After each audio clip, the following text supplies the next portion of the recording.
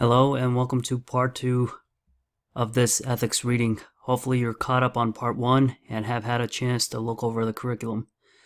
I'm going to start with a disclaimer. CFA Institute does not endorse what I'm doing, and a lot of the content is borrowed from the CFA Institute's website and resource material. With that, let's continue. So you're probably familiar with this list by now. In part 1 we covered the guidance and recommendations for the first 2 standards. In this reading we're going to focus, or in this part we're going to focus on standards 3 and 4, duties to clients and duties to employers. So let's move to 3A.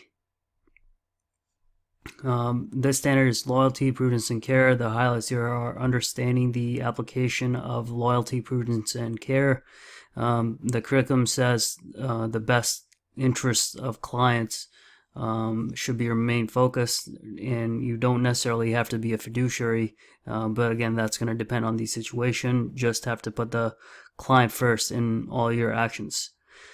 Second thing here is identifying the actual investment client. The duty here is owed not to the hiring manager but to the ultimate beneficiaries, so just bear that in mind. The next one is developing the client's portfolio. Take actions in a total portfolio context, not at the individual security level or the stock level. Next one down, soft commission policies. Directed brokerage with soft dollars is not a violation of the code and standards.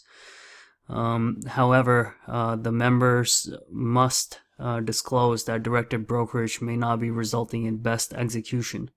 And achieving best execution is generally the goal. Proxy voting policies. Proxies should be voted in an informed and reasonable manner. There should be a proxy policy, and you're not required as a member candidate to vote on all proxies based on your cost-benefit analysis. Sometimes it might not be worth it. Recommendations here are to regularly provide account information, at least quarterly, obtain client approval when in doubt about a particular action, and have several firm policies. I'm not going to read them all out. You can see them here. Just make sure you read them here and also in the curriculum, because there's further description, and you'll enhance your understanding by looking over them in the curriculum itself. Alright, moving on to the next standard is fair dealing. Here, fairly does not mean equally. And the thing here is you can't really discriminate against certain groups of clients. The first bullet is investment recommendations. Changes in recommendations should be communicated prior to taking orders that conflict with the recommendation change. So for example, you've recently issued a report in that you've issued a buy for Apple, and a client is trying to sell 100 shares of Apple. You have to tell the client before taking their order that you've made this recommendation change. Next thing down is investment action. You have to prorate oversubscribed issues, and as a member and candidate, you can't really take part in oversubscribed issues, or neither can your families. Along with that, a related thing here is to disclose to clients and prospective clients trade allocation procedures. Make sure they're fair and in clear language. And just because you're disclosing unfair procedures doesn't make it right. So just be mindful of that. Recommendations here are to develop firm policies. Once again, quite a few here. Just one of the main ones that I highlighted here was disclose levels of service. You can't selectively offer different levels of service to clients. Moving along, next one down is suitability. Developing an investment policy. Get personal data, including constraints, when creating IPS, which stands for Investment Policy Statement. Understand the client's risk profile, consider their risk tolerance.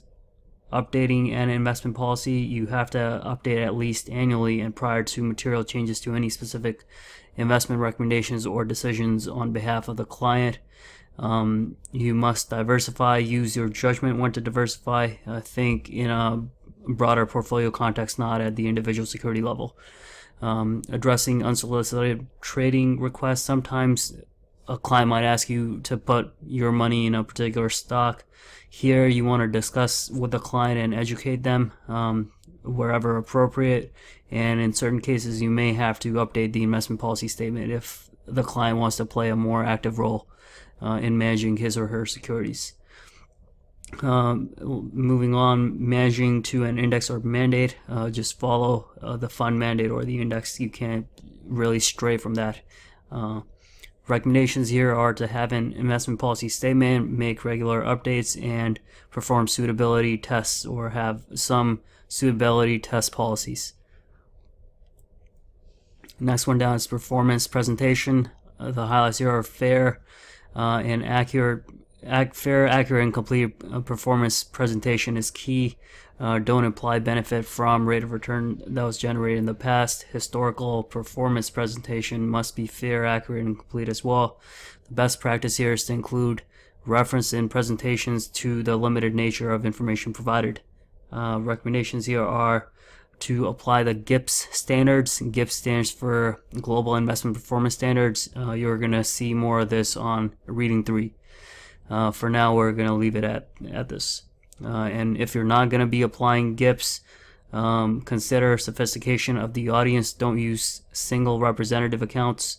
Include terminated accounts, include performance result disclosures, and maintain calculation records for audit purposes. 3E is preservation of confidentiality. The status of the client is important. That means that this standard applies to former clients as well, not only current clients. It's okay to reveal information if the former client expressly authorizes you to do so. Compliance with laws. Generally comply with applicable law. It goes back to standard 1A that you've seen before. Consult with the compliance department when you're in doubt. Electronic information and security. You don't have to be an expert, the curriculum says, but you should have a thorough understanding of the employer's policies related to electronically stored information. Professional conduct investigations by CFA Institute. It's okay to comply with the CFA Institute professional conduct program staff investigations when permitted under applicable law. Recommendations here are to regularly review privacy protection measures, avoid disclosing client information, and follow electronic information communication and storage procedures. That brings us to the end of Standard 3. Let's move on to Standard 4. 4A is loyalty to employers. Employer responsibilities. Employer must maintain an ethical workplace. They shouldn't generally devise policies and procedures that conflict with code and standards. Members are encouraged to provide a copy of the code and standards just so the employer is aware of what is expected. Independent practice. Members and candidates can engage in independent competitive activity that poses a conflict. And prior to doing anything of this sort, you must notify the employer and get consent from them. Leaving an employer, the violation here is a misappropriation of trade secrets, misuse of confidential information, soliciting clients prior to leaving, self-dealing, and stealing client lists. Also, if you have stored work on your personal computer, you have to erase or give it back to the employer unless the firm has given you permission to keep it. Don't violate any non-compete agreements. You can use publicly available information and your memory to recreate client lists after leaving, but you can't really steal client lists or solicit clients prior to leaving.